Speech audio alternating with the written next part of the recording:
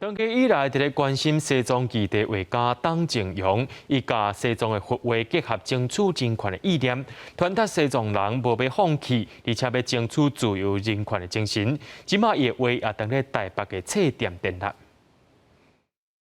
你不能只是画单纯就是画这些图腾，你一定要去阅读佛经，然后去理解它的来源。人像内底除了为西藏自由奋斗的西藏精神领袖达赖喇嘛，阁有青年运动者，甲象征西藏希望的儿童，拢总16百，拢是艺术家董靖荣的画作。很多人就是只是我只是想要学藏文，我只是想要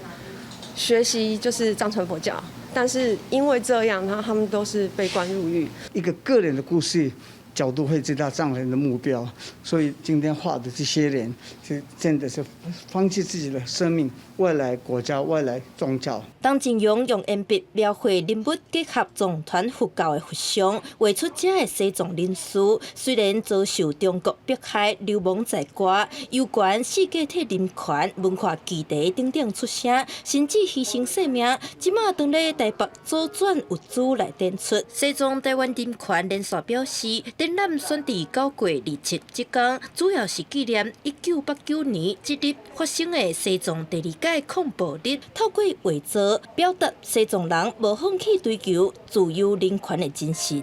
記者鄭雅文調隨台北報道。